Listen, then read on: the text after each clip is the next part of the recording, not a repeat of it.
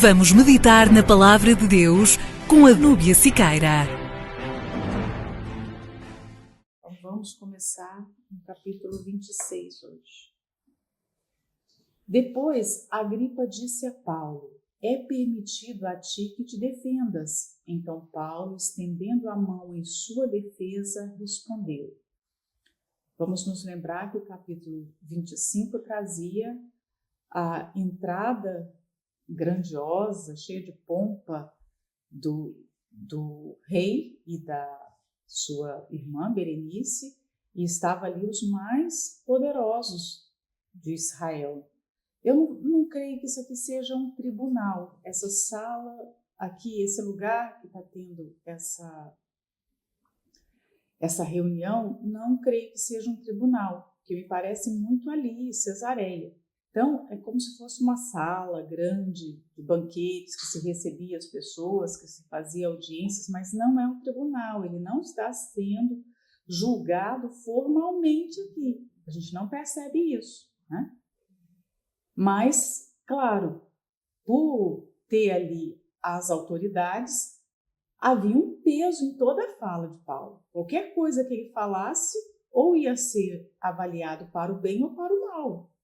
Embora não fosse um tribunal, mas estava o rei, estava o procurador de Roma. Então, ele estava sendo julgado informalmente, digamos assim, né? E vai dar para a gente perceber aqui no 26, praticamente dá para você ouvir a voz de Paulo falando. Nós temos passagens do livro de Atos que elas são tão vívidas que você quase consegue ouvir aquela pessoa falando. Para mim, essa aqui é uma delas, né? Já falei isso de algumas outras passagens. Mas Lucas ouve esse relato de uma forma tão clara de Paulo, que lembrando que Lucas é o escritor e o amigo de Paulo, ele não estava nessa sala. Ele tomou conhecimento desses fatos através de Paulo. Mas Paulo deve ter passado para Lucas de uma tal maneira que Lucas pegou o espírito daquele momento e registrou a habilidade. Você vê que não é humana. Tem trechos nas escrituras que eles podem ser até muito sucintos, mas eles são descritos de uma tal maneira, há uma unção naquele texto, e para mim é impossível você não ver a inspiração do Espírito Santo no texto sagrado. Porque quando você olha outros livros, você percebe que o escritor, embora tenha técnica, a habilidade de escrever bem, ele sabe colocar as palavras no lugar certo, mas as palavras não têm o peso das palavras do texto bíblico. Eu não sei se vocês conseguem avaliar, porque palavra é uma coisa que tem peso, né? E quando nós ouvimos, por exemplo, uma pessoa que fala sem o espírito, a palavra dela, ela pode estar falando uma coisa muito importante, mas a palavra dela tem um peso. Quando você escuta uma outra pessoa falando pelo espírito, as palavras têm outro peso, parece que elas são flechas lançadas assim que vão direto no coração, não é? Palavra de quem fala cheio do Espírito Santo, quem fala pelo espírito, ela tem uma direção certa, é aquela flecha que penetra dentro da armadura, o buraquinho da armadura, né? Lembra dessa passagem bíblica? Então, dá para a gente quase que ouvir Paulo falando aqui no capítulo 26. Né? E aí vamos comentar algumas coisas, porque ninguém perguntou se aquilo era verdade. Não é? Chega um relato de uma outra pessoa falando a nosso respeito, aquilo é tomado como verdade e ninguém chega para perguntar: fulano, foi isso mesmo que aconteceu? Você já deve ter passado por situações assim. Não, mas você vai para o seu deserto e você fica ali no silêncio confiando que o Espírito Santo vai fazer a obra. Não é? Eu já passei por situações assim e vocês também já devem ter passado. Mas em outras situações, nos é permitido falar. E aí? O que falar? Porque agora é uma situação diferente. Não é? Agripa chega para Paulo e fala: olha, te defendas. Fale, o que você tem para falar? Né? Então, Paulo levanta a mão e vai falar. Ele se apresenta ali. Vamos reviver um pouquinho a cena. Ele está diante de pessoas muito bem vestidas, pessoas inteligentes, cultas. Não está diante de pessoas incultas, de um povo comum, de um público comum. Ele está diante da elite de Israel e também de Roma. E ele é um prisioneiro, agrilhoado. Ou seja, ele é um homem, uma aparência simples e que tem a sua riqueza no seu interior, porque do lado de fora ele era o mais simples ali naquela casa, naquele lugar, e todos fizeram questão de que fosse assim. Então, já era uma humilhação ele ser um prisioneiro, ainda mais ele ser um prisioneiro em correntes e não vestido apropriadamente diante de pessoas que fizeram questão de mostrar que são superiores, né? Porque a nossa roupa, a nossa forma de vestir passa uma mensagem. Lucas deixa bem claro que eles estavam vestidos de forma muito imponente. Por quê? Quando nós nos arrumamos bem para uma ocasião, há um motivo. Nós queremos mostrar que aquela ocasião é especial. E por que ela é especial? Mas aqui nós temos um cenário que todos fizeram questão de humilhar o apóstolo Paulo. Quer dizer, nós vamos porque não fazia sentido eles se arrumarem tanto e Lucas descrever isso para escutar um preço, não é? Mas Paulo está ali arrastando as suas correntes, mas vamos ver a diferença entre ele e todos os que estão ali imponentes, né? Porque o Espírito Santo vai nos mostrar isso. Olha qual é a verdadeira riqueza de um homem. Porque enquanto todos que estavam cheios de adereços, de ouro, de joias, de vestes festivas, eles eram os miseráveis da sala. Esses aqui são os pobres da sala. E esse aqui é o rico, né? Esse aqui é o homem digno de ser ouvido. Um homem que tem algo para falar. Os outros não tinham o que falar, né? Mas quando nos é permitido, vamos meditar nisso. Quando nos é permitido falar, porque nós passaremos por situações, fala, em outras, não fala. Deus vai te justificar, né? Então, Paulo já passou os dois tipos de cenários. É sempre difícil. Eu penso que para um cristão, eu coloquei 3 pontos aqui quando é permitido falar, mas antes de entrar neles, eu me lembrei aqui. Para um cristão, deve ser sempre difícil falar de si mesmo. Nunca deve ser uma tarefa assim, eu vou falar de mim mesmo, eu vou falar o que eu passei, eu vou falar o que eu... Não. Quando nós vamos falar a respeito de nós mesmos, mesmo que seja um testemunho, nós devemos sempre nos lembrar do motivo por que nós estamos falando. Qual a razão? Porque não é algo fácil. É uma tentação perigosa você falar de si mesmo. Quando nós vemos o incrédulo falando de si mesmo, dá para perceber o orgulho, não é?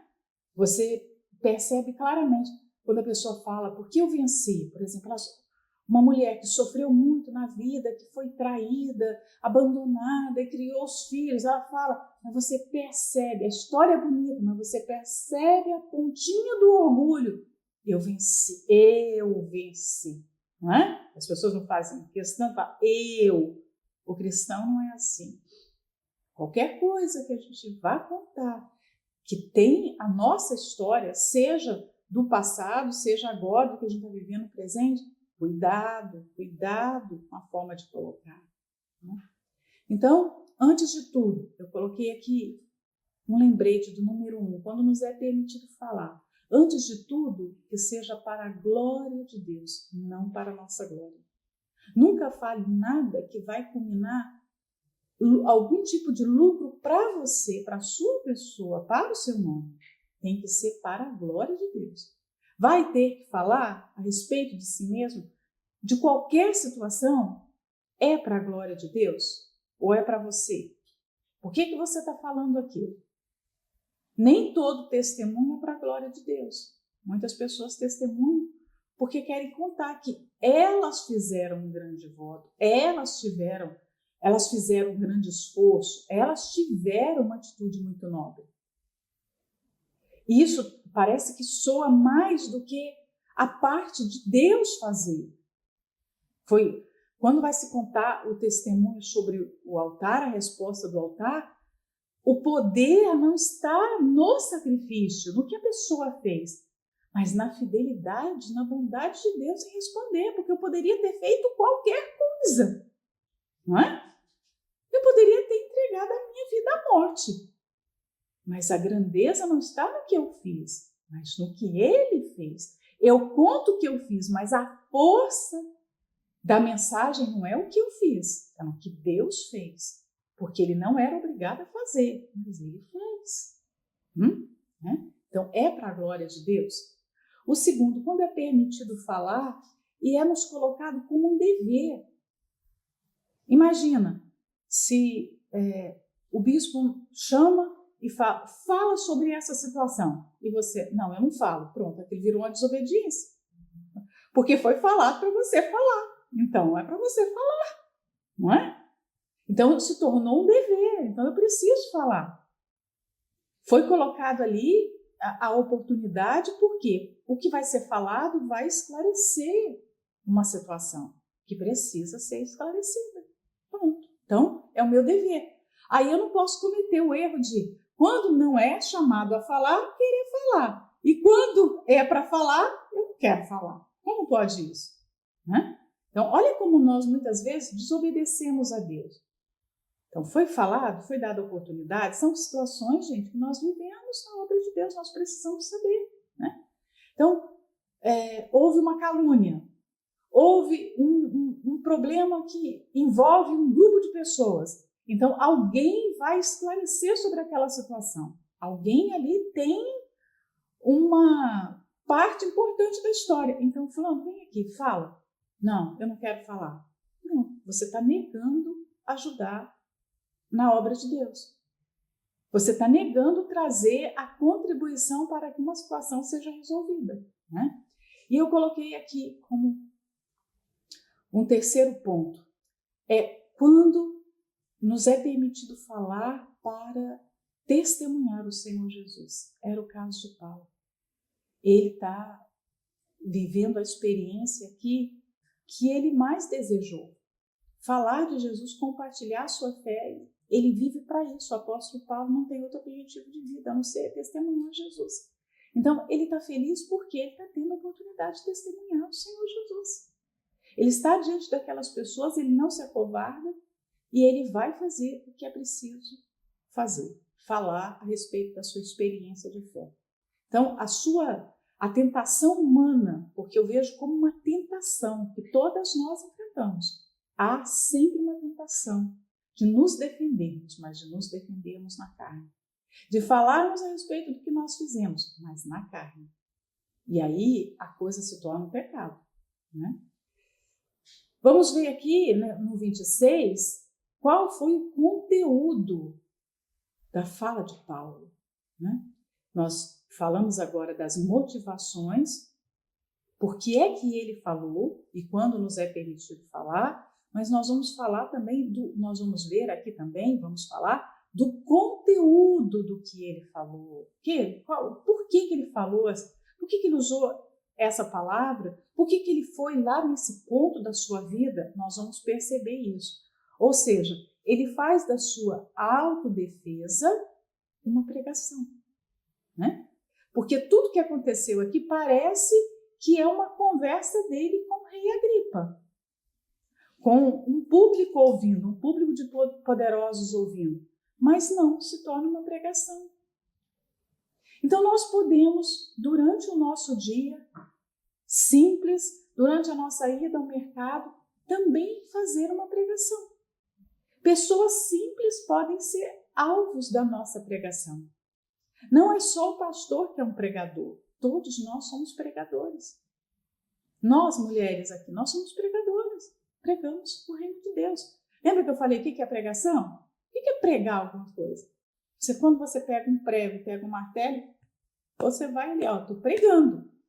Pregar é pegar o evangelho e jogar, incutir na mente de uma outra pessoa. E aí, claro, para entrar tem que ir com o martelo, tem que ir com força. É isso que Paulo vai fazer.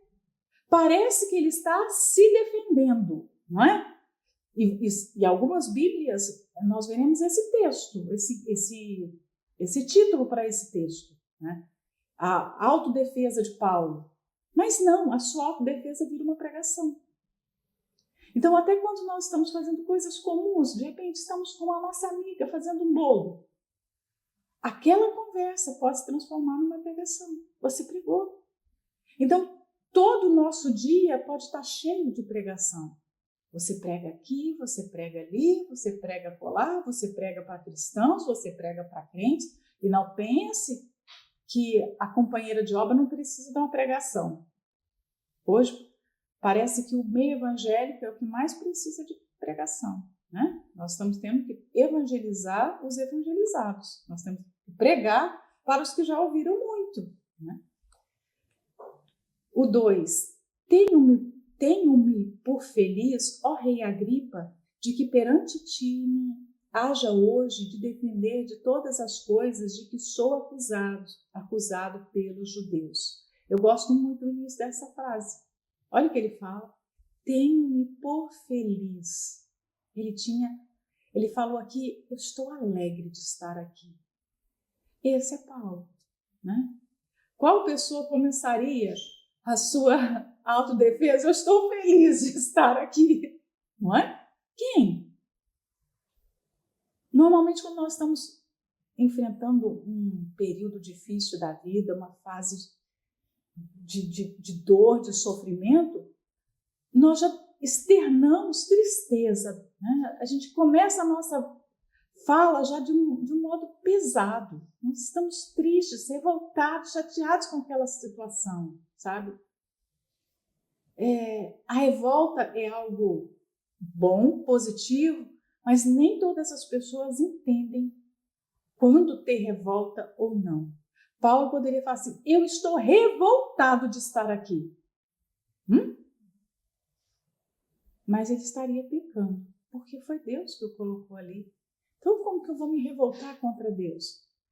Ele mostra o sentimento, ele mostra que por dentro há o sentimento correto. As suas emoções estão corretas, estão de acordo com o seu propósito. Deus me colocou aqui. Eu não estou aqui por causa dos homens, eu estou aqui por causa do Evangelho, por causa do meu Senhor. Então, eu estou feliz.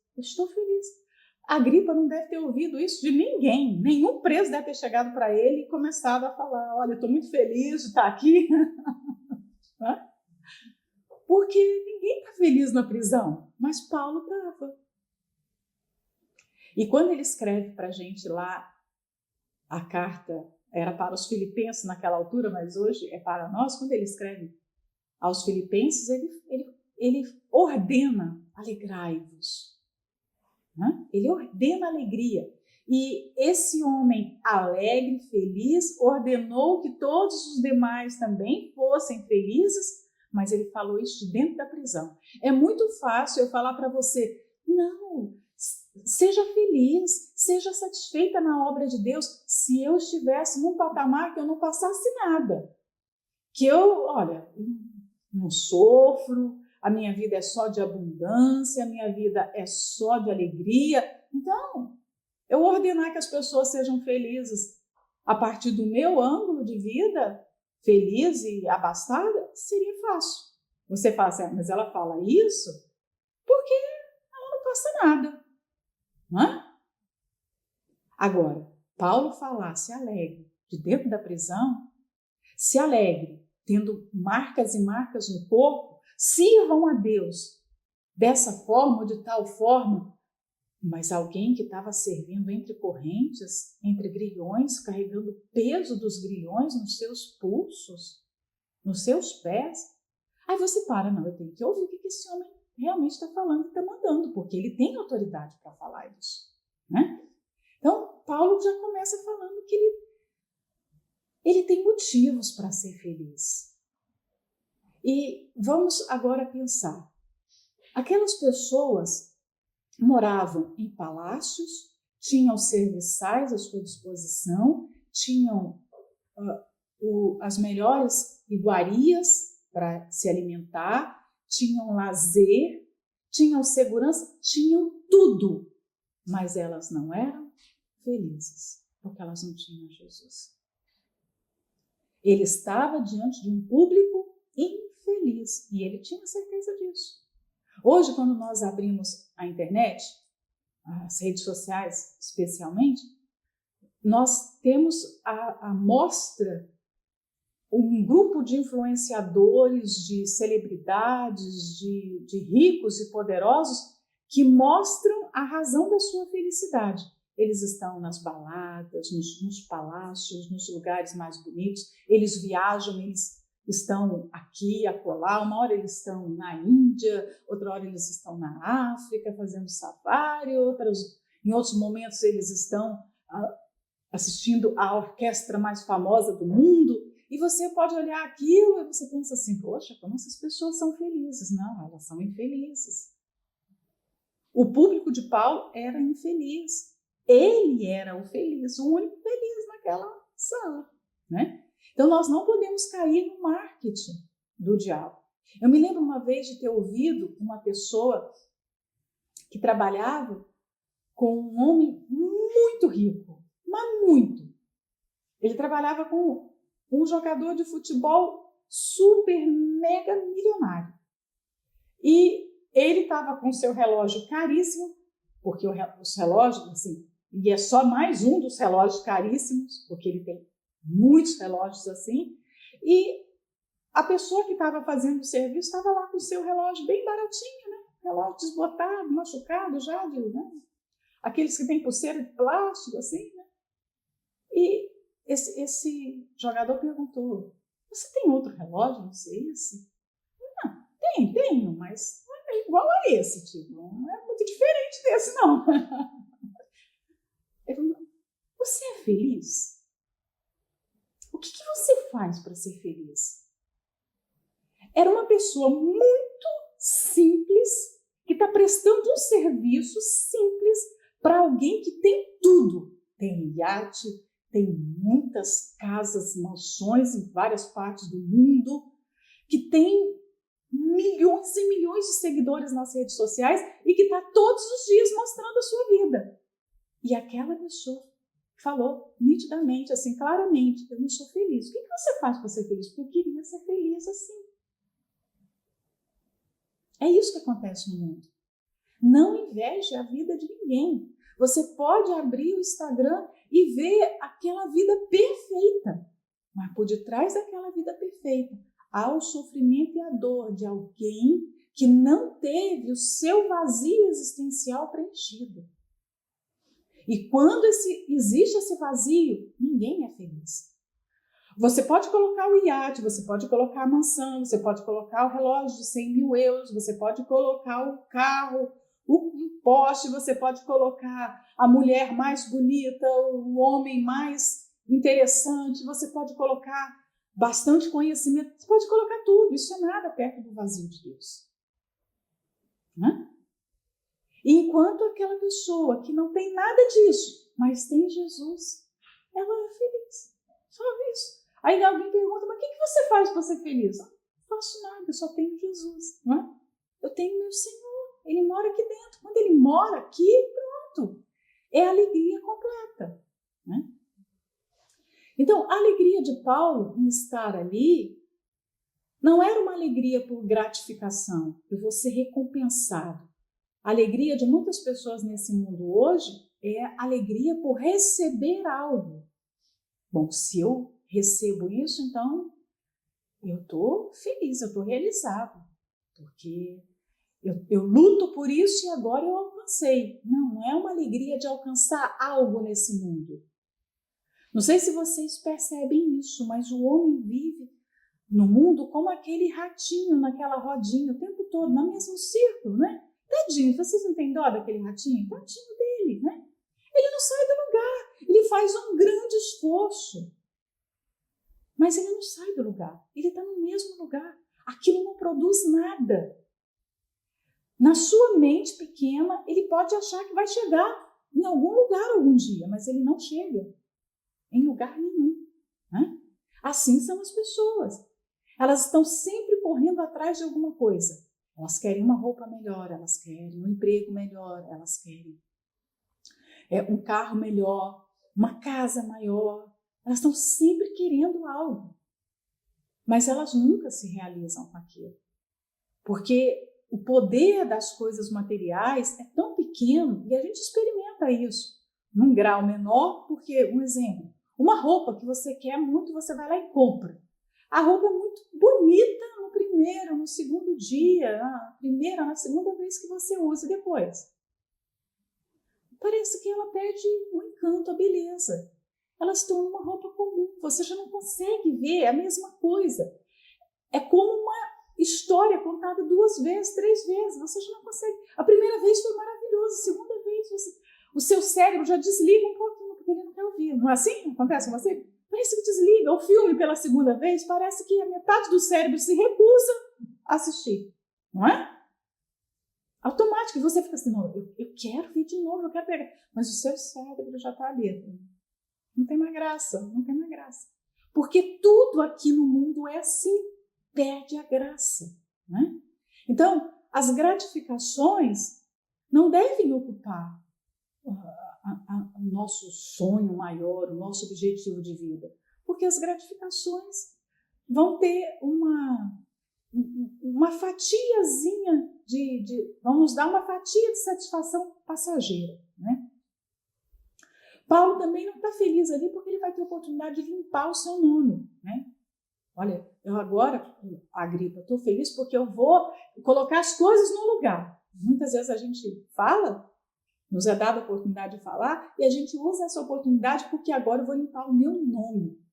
Não. Paulo não pensa isso. Eu vou agora cuidar da minha reputação, Agripa. Não é o seu nome. Ele também não usa da oportunidade ali para expor os pecados daquelas pessoas. Ele poderia. O quê?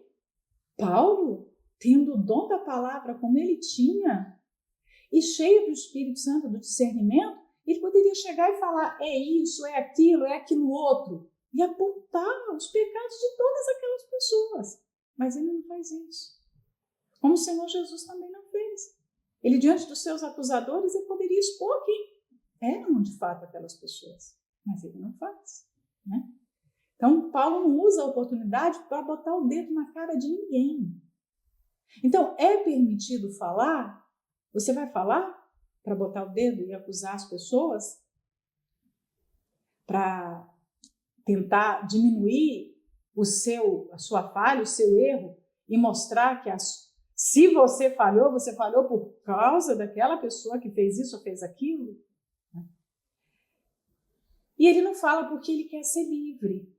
Também ele não está ali feliz e com a oportunidade de falar porque ele quer se ver livre. Eu quero ser solto. Você não vê em momento nenhum Paulo falando, olha, me liberta, por favor, eu quero sair dessa prisão, já não aguento mais isso, eu tenho coisas importantes para fazer. Vocês sabem com quem vocês estão falando? Eu sou o apóstolo Paulo, Jesus me chamou, ele me comissionou, ele falou que eu tinha que pregar para o gentio. Não tem nada disso. Ele não está ansioso aqui para se ver livre. Ele está feliz porque ele vai poder falar de Jesus, ele vai poder pregar Jesus. A sua defesa se torna uma grande oportunidade de expor quem é Jesus, como é que Jesus apareceu na sua vida, né? O 3 fala, mormente, sabendo eu que tens conhecimento de todos os costumes e questões que há entre os judeus, por isso te rogo que me ouças com paciência. Eu sei que você conhece muito da lei dos judeus, Agripa. E os escritos rabínicos daquele tempo trazem um registro que Agripa foi um dos reis que mais se deu ao trabalho de estudar a lei e conhecer a lei e os costumes dos judeus. Ele sabia tudo e mais alguma coisa. Então, Paulo já sabia que Agripa sabia da lei. Você conhece a lei. E conhecer a lei traz um peso muito grande. Se você conhece a lei, se você conhece as profecias, se você conhece as escrituras, você sabe que ao nosso povo, foi feita a promessa do Messias.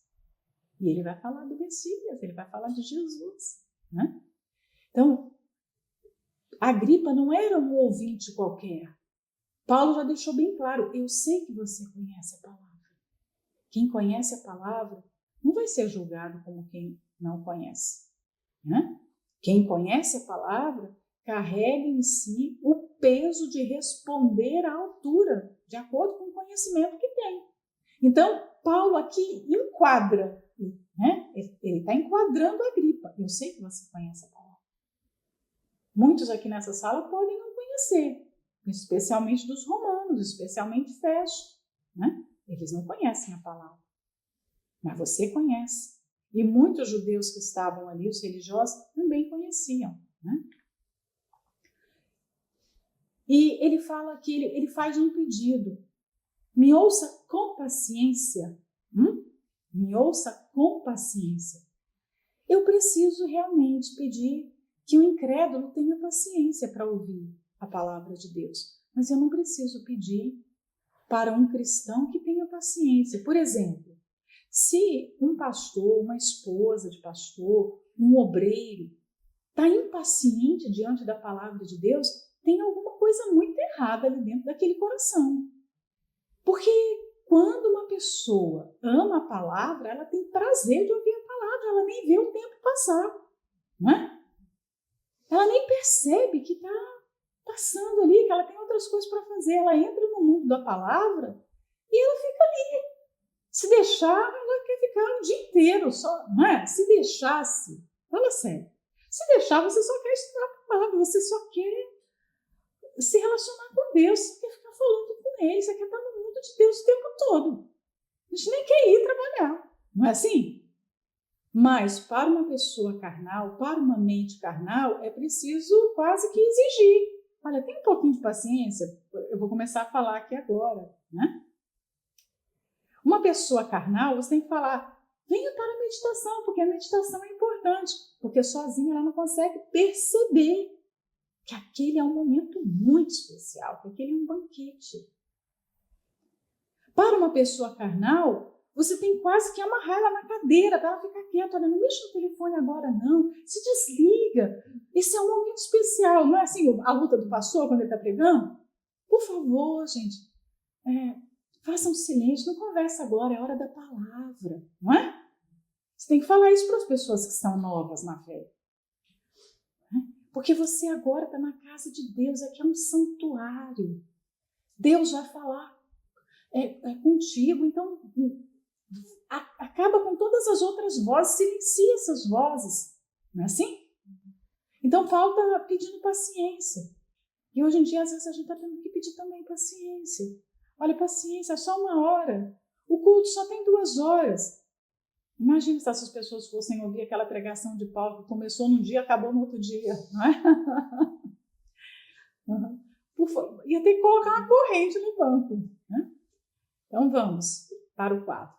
Quanto à minha vida, desde a mocidade, como decorreu desde o princípio entre os da minha nação, em Jerusalém, todos os judeus a conhecem.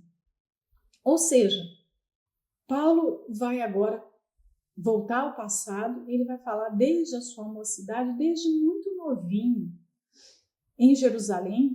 Por que ele fala de Jerusalém? Porque Jerusalém era o centro religioso de toda a religião judaica, de todos os judeus, tanto moradores de Israel como os fora de Israel. Jerusalém ali era o polo mais importante. Então, ele vai trazer a memória daquelas pessoas que desde a sua mocidade ele serve a Deus ali e ele serve a sua nação em Jerusalém. Ou seja, todas as pessoas de Jerusalém, todos os religiosos de Jerusalém o conheciam. O seu testemunho era notável entre todos, que ele era uma pessoa fiel. E ele vai falar mais ainda sobre esse ponto, sabendo de mim desde o princípio, se o quiserem testificar, se vocês quiserem comprovar, né, que conforme a mais severa seita da nossa religião, vivi fariseu. Ou seja, desde o início da sua vida, desde pequenino, ele foi criado na seita dos fariseus. E ele coloca aqui um adjetivo muito importante, a severa seita dos fariseus, né? Era algo extremamente focado na religião. Ele não viveu a religião de um modo leve, comum, não. Ele viveu a religião desde pequeno, porque ele é filho de fariseu, né? Ele fala isso. Ele não é uma pessoa que abraçou o farisaísmo quando foi para Jerusalém estudar aos pés de Gamaliel. Não, eu nasci fariseu. Então, ele recebeu a doutrina farisaica já desde o berço. Imagina, desde pequenininho, seu pai já falava: meu filho, nós somos fariseus, filhos de fariseus. Os fariseus fazem assim, os fariseus oram 3 vezes ao dia. Os fariseus jejuam toda semana, né? 2 vezes por semana. Os fariseus oram nas praças. Meu filho, ele pequenininho, já usava todas aquelas roupas. Imagina, ele cresceu. Esse foi o pano de fundo de Paulo. Ele cresceu indo para a escola, lá em Tarso, mas ouvindo do seu pai antes de sair de casa: nós somos fariseus. Cadê? Cadê o seu tzit? Cadê? Olha, você já fez isso, você já fez aquilo, você já se purificou. Olha, não fala com fulano, não se misture com Beltrano, não coma aquela comida, lava as mãos antes, não toca nisso, não toca naquilo. Ele viveu dentro dessa prisão. Imagina, isso é uma prisão, não é? Mas ele viveu isso com toda a sua sinceridade, com toda a sua devoção. Lembra que ele fala isso no capítulo anterior? Ele viveu isso como a sua vida. Ele devotou a sua vida àquilo que ele tinha aprendido, né? E agora, pela esperança, e agora faz uma passagem de tempo. Paulo vai fazer a sua confissão de fé com uma passagem de tempo. Eu era, sim, devotado ao judaísmo e andava de acordo com a justiça que eu aprendi, de acordo com o que eu aprendi até então, até Jesus chegar na minha vida, né? E agora, pela esperança da promessa que por Deus foi feita a nossos pais, estou aqui e sou julgado. Ou seja, ele, conhecendo a palavra, ele sabia da promessa que tinha sido feita aos seus pais. Qual era a principal promessa? O Messias. O Messias tinha sido prometido e toda a nação de Israel esperava por aquele Messias, né? Inclusive Paulo. Paulo aguardava a chegada do Messias. Imagina, todos os anos eles começavam um ano. Será que esse é o ano que o Messias vai aparecer? As festas, eles cumpriam as festas. E se o Messias vier agora nessa festa? Então, Paulo sabia do desejo do povo de Israel pelo Messias. E agora, ele tinha conhecido o Messias. O Messias já tinha vindo. Ele está, imagina, o quanto é difícil para você estar diante de um povo que espera por algo que já aconteceu, né? Para a gente, diante de uma pessoa incrédula, sofrendo, que quer se matar, e você, não, mas olha, há uma vida muito melhor à sua espera, a libertação desse sofrimento. Você não precisa tirar a sua vida. A gente não fica agoniado. Se alguém fala que vai se matar, a gente entra em aflição. Não faz isso, né? Paulo está ali. Olha, eu estou sendo julgado agora pela promessa que já se cumpriu, uma promessa que foi feita aos nossos pais. E é engraçado, né? Quando Paulo fazia tudo errado, porque ele persegue cristãos, ele bate em pessoas, ele consente ou ele mata pessoas em nome da religião, e enquanto ele faz tudo isso de errado, ele não é julgado, ele não é perseguido. Mas quando ele passa a andar corretamente, na verdadeira justiça, agora ele está sendo julgado, né? E ele coloca em questão aqui, eu estou sendo julgado porque há uma fé na promessa, a esperança da promessa aqui. Muitas vezes nós entendemos essa palavra esperança de forma errada. Nós ouvimos, eu creio que vocês já ouviram, né? Eu falo nós ouvimos porque eu ouvi isso, né? Porque a gente não tem que viver pela esperança. Realmente, nós vivemos pela fé, não é pela esperança. Mas quem vive pela fé tem que ter esperança. Porque esperança é esperar por algo. Se eu tenho fé e faço um pedido, eu preciso ter a viva esperança que aquele pedido vai ser atendido. Então, o cristão também tem esperança. Só que não é como a esperança do incrédulo. O incrédulo tem esperança em quê?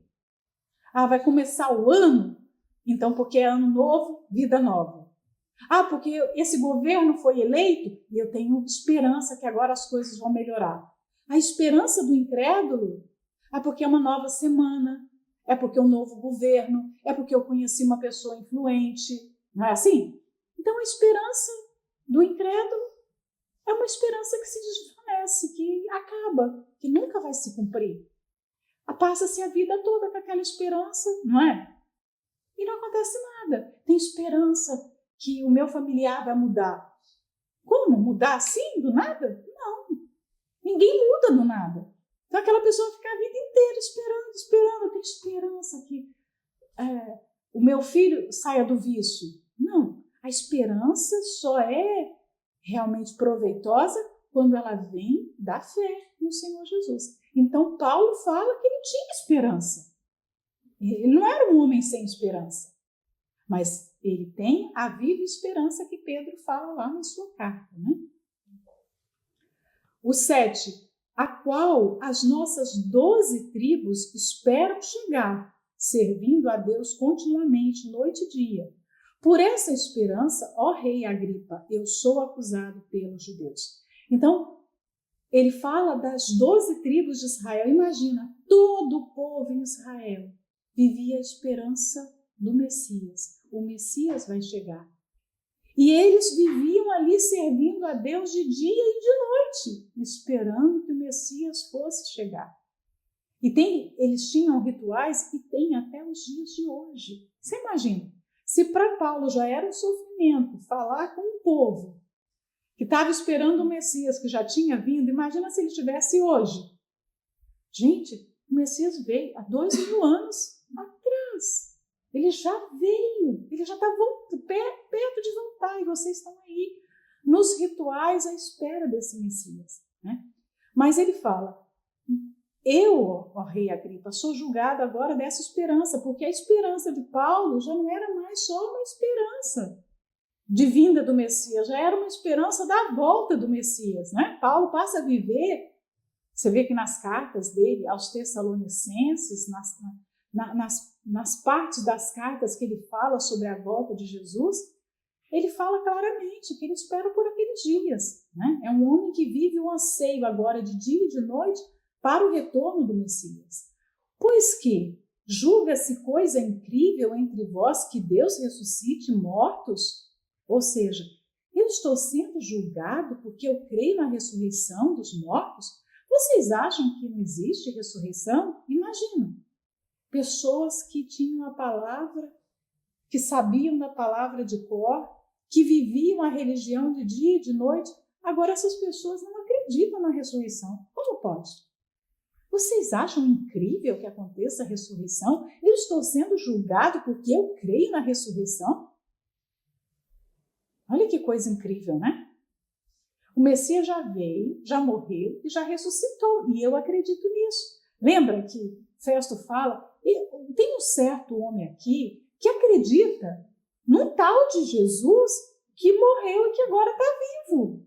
E agora Paulo fala, eu estou sendo julgado por causa disso. Porque eu creio que o Messias veio, morreu e ressuscitou. E as pessoas querem me matar por causa disso. Por causa de uma promessa de Deus que se cumpriu. Que absurdo, não é? Vamos para o 9. Bem tinha eu imaginado que contra o nome de Jesus Nazareno devia eu praticar muitos atos. Aí ele vai entrar na sua história pregressa de erros, de crimes, né? Ele vai fazer o seu autoexame público. Nós costumamos fazer o nosso autoexame silencioso, só para nós, né? Ninguém aqui fez autoexame e mostrou para todo mundo, não é? Da sua vida passada, das suas coisas feias, do que você imaginava, do que você pensava. Mas Paulo vai fazer esse autoexame público, em alto e bom som para todo mundo ouvir. A gente vai ouvir agora, nós vamos participar da sua vida de pensamento equivocado. Eu julguei Jesus de forma errada por muito tempo. Que triste isso. Olha tudo que eu fiz porque eu imaginei, olha, que contra o nome de Jesus eu devia praticar. E aí vem na imaginação, né? Quantas coisas nós trazemos na nossa mente como verdade que não são verdades, e por causa daquele pensamento nós fazemos coisas ruins. Paulo vai dizer, eu imaginei que Jesus não fosse o Messias, que Jesus fosse um impostor, que esse homem era um enganador.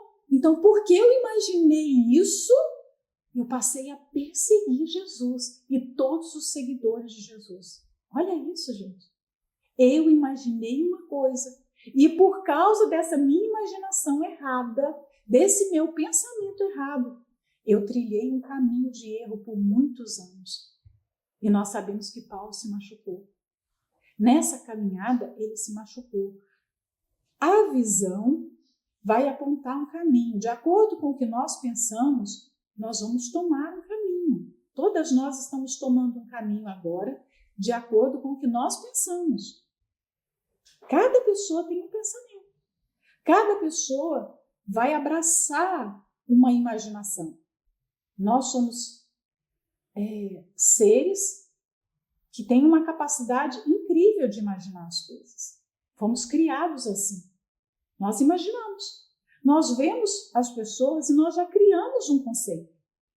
Aqueles homens diante de Paulo, eles já estavam vestidos de um preconceito a respeito do que eles iriam ouvir. Eles já tinham imaginado algo a respeito de Paulo. E aí, Paulo poderia até pregar muito, mas eles já estavam vestidos com uma imaginação a respeito de Paulo. E assim somos nós já estamos, nós viemos de manhã para a meditação, já vestidos com uma imaginação. E aí, se nós não nos despirmos de certas imaginações, nós vamos tomar um caminho errado na vida. Nós vamos estragar nossos relacionamentos, nós vamos nos relacionar errado com Deus, né? Nós vamos criar uma vida espiritual completamente distorcida com Ele, como Paulo criou. E nós precisamos curar a nossa forma de olhar, a nossa visão, porque quando cura a visão, cura a imaginação, e aí nós temos noção do caminho a tomar, porque todos os dias nós tomamos o caminho, todos os dias nós damos passos nesse caminho, né? E eu vou parar aqui só contando uma história de Tomé, porque Tomé também tem muito desse perfil aqui de Paulo. Tomé era um discípulo de Jesus, um apóstolo, estava ali fazendo sinais e maravilhas com ele, recebendo os ensinamentos como os outros discípulos. Ele tinha grandes possibilidades de pregar o evangelho, como pregou, né? Fala-se a história que Tomé esteve naquela área onde hoje é a Índia, o Paquistão, ele pregou ali. Mas você percebe um Tomé descrente, porque ele tinha uma imaginação também errada a respeito de Jesus, não é? Cada discípulo ali tinha uma imaginação. Eles criaram um conceito a respeito de Jesus. Você vê que Judas tem um conceito e ele entrega Jesus porque ele quer validar o seu conceito. Não, a minha ideia de Messias e de Jesus é de alguém que vai nos livrar do jugo de Roma, é de alguém que vai vir com uma espada e vai guerrear e vai fazer justiça social. Então, eu vou facilitar esse processo, eu vou entregá-lo aos religiosos e ele vai ter que mostrar esse seu grande poder, ele vai ter que se manifestar ao mundo. Como é a minha ideia de Messias. Cada um tinha uma ideia, como cada uma de nós tem. A ideia de Tomé era que Jesus não iria morrer daquela forma. Ele fica tão decepcionado com Jesus que ele se afasta dos discípulos. Peraí, eu deixei a minha vida, eu segui 3 anos esse homem, eu acreditei em tudo que ele falava, mas de repente ele é preso, torturado, humilhado. Que coisa vexatória, ficar nu naquela cruz. Não era isso que eu esperava dele. Não era isso. Eu não quero mais. Não é? Você vê que Tomé se afasta dos discípulos. Todos os discípulos estavam ali, reunidos, mas Tomé não estava. Ele foi para onde? Talvez para sua casa. Depois de 8 dias que ele vai ver Jesus, não é? Quando os discípulos falam com ele, Tomé, Jesus apareceu aqui. Ele ressuscitou. O que Tomé fala? Eu não acredito. Olha só a imaginação dele. Estava tão forte, né? Eu não acredito. Eu só acredito se ele colocou condições para crer. Eu só acredito se eu colocar as mãos ali, ó, nas mãos que foram perfuradas pelos pregos. Se eu colocar a mão no lado dele. Porque a minha ideia de Jesus, a minha ideia de Messias, era que ele não iria morrer daquela forma. Então, eu não acredito. Isso é mentira, em outras palavras. Mas Tomé, por mais perdido que ele estivesse, ele falou, eu tenho uma possibilidade de eu crer. Tem uma só. Eu descri de quase tudo, mas tem uma chance. Se eu tocar nas mãos, eu vou crer. Nós estamos hoje diante de uma geração pior do que Tomé. Porque Tomé, quando tocou, ele creu. Nós estamos diante de pessoas que estão vendo e não estão crendo. O Senhor Jesus disse, Tomé, bem-aventurado aqueles que não viram, né? Mas creram. Ou seja, não estava tudo perdido para Tomé, porque ele está crendo. Jesus ainda iria confiar nele.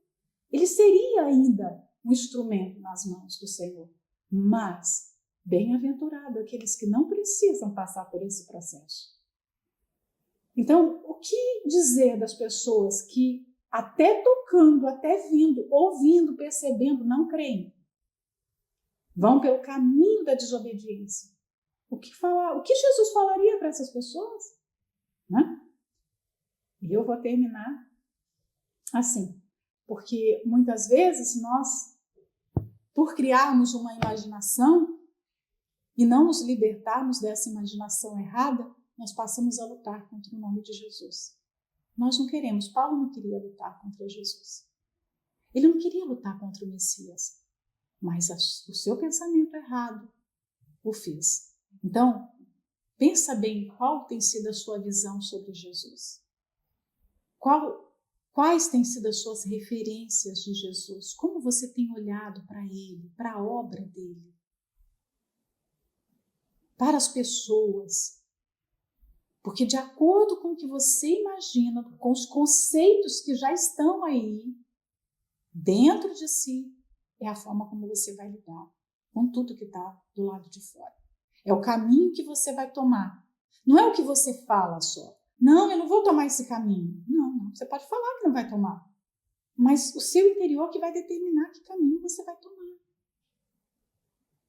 Eu penso que todas, eu creio, né, que todas querem chegar ao final, na eternidade, ouvindo, servo bom e fiel.